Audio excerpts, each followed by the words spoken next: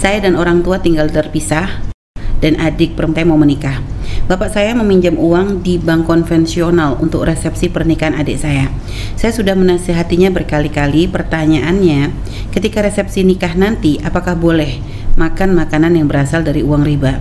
Baik, yang pertama dan utama yang harus difahami bahwasanya tujuan daripada tasyakuran, apakah tasyakuran pernikahan, walimah pernikahan, atau haji atau yang lainnya, itu tujuannya adalah dalam irama mensyukuri nikmat agar nikmat itu ditambah oleh Allah dan mendapat ridho Allah. Sebab ujian kan ada dua. Pertama adalah dikasih musibah nggak sabar, adalah juga tidak selamat, atau diberi karunia tapi terlena. Ya, sebenarnya kayak begini ini kan ingin mendapatkan ridho Allah. Nah, kalau sudah tahu tujuannya mencari ridho Allah, tentunya jangan dengan sesuatu yang menjadi sebab Allah murka. Kalau pilihannya dua, resepsi dengan harta yang ada haramnya, sama tidak resepsi, yang penting pernikahan halal, ya nikah saja halal, nggak pakai resepsi. Jangan maksain. Akan tapi masih bisa sebetulnya perbandingannya resepsi dengan modal yang campur dengan yang haram, atau halal tapi sederhana. Ambil sederhana.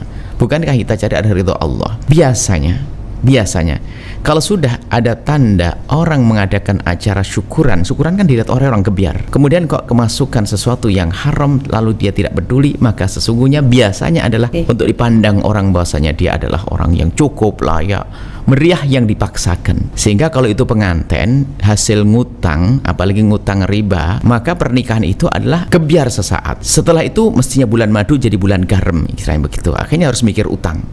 Ini adalah problem jiwa, problem mental. Tapi kalau orang biasa dengan kesederhanaan, menikah yang penting halal, ya, resepsi kalau bisa nyembelih onta, oke lah. Nggak bisa onta, kerbau, nggak bisa kerbau, kambing, nggak bisa nyembelih ayam. Yang penting kan halal tujuan. Cinta kan milik berdua, bukan untuk dipamerkan orang, sementara di dalamnya adalah terjadi kerusakan di dalamnya. Itu saja. Ini pertama dan utama. Mohon siapapun yang ingin menikah, wanita yang paling berkah kan yang paling murah, paling sederhana maharnya. Termasuk diikutkan dalam mahar ini adalah urusan resepsi segala macam, bukan banyak tuntutan. Kalau sudah banyak tuntutan itu kadang merepotkan, ya. Enggak, bahasa sederhananya cari mertua yang lain begitu, karena hidup nggak boleh dengan yang haram. Karena kadang-kadang ini memaksakan dengan yang haram itu aneh, Pak. Sebab kita melihat pernah ini kejadian, bahwasanya seorang calon mertua memaksa anaknya harus mengadakan resep begini. Akhirnya apa?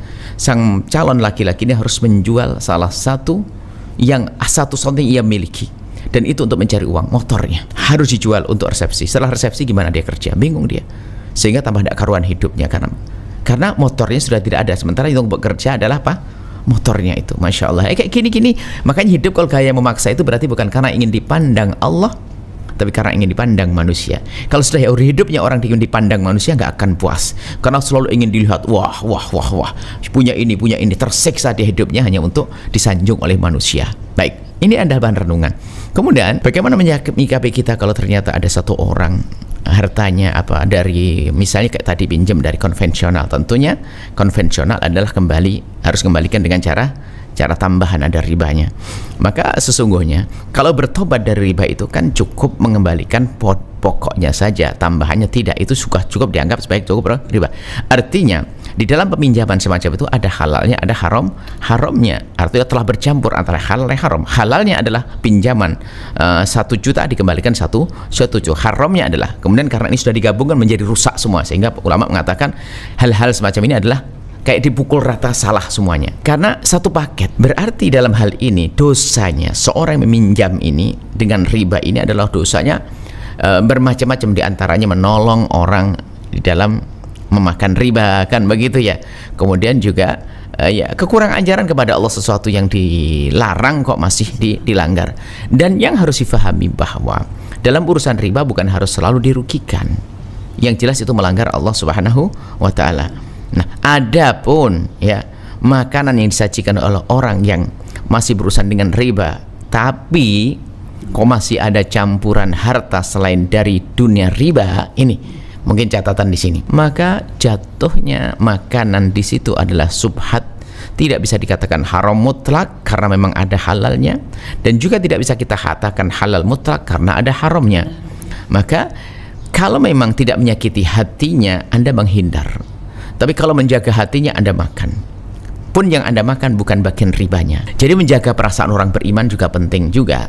Tapi dengan catatan itu tadi, kalau haramnya bukan haram mutlak. Dan untuk menyelesaikan ini sederhana, kembali kepada yang kami sampaikan pertama, biasakan dengan kesederhanaan. Kalau Allah memberikan kepada Anda kecukupan, alhamdulillah. Kalau ternyata belum, karena biasa dengan sederhana, maka dia tidak akan pusing, tidak akan capek. Kalau menasihati jangan pada waktunya. Kalau nasihati pada waktunya Anda ngajak perang, beliau akan bertanya, mana kau nak ngasih duit? Itu. Nasihati dalam keadaan selain itu. Jauh-jauh hari, gitulah. Mungkin atau kita memberikan contoh, bah sebetulnya kita ini kan perlu uang, tapi ada minjami dari dunia konvensional, bah. Tapi kata suami gini-gini, jadi berpura-pura begitu, nggak boleh kadang-kadang. Kan ngasuk di hatinya pelan-pelan. Jadi kadang-kadang kita ini melarang itu kalau sudah pada waktunya, ya perang kan, dia sudah nyewa ini, sudah ini dan sebagainya, sudah terlanjur pesan yang mahal-mahal. Anda ngajak perang kan begitu. Jadi merencanakan kebaikan itu harus. Jadi jauh-jauh, kayaknya adik saya akan nikah di 4 bulan yang akan datang. Abah kayaknya lah sifat punya. Kita masuk, bah, sudah ada dana belum? Kalau kita carikan pinjaman yang halal. Maksudnya gimana sih, nak? Ya jangan sampai konvensional dong, bah, nanti gak berkah dong. Jauh-jauh.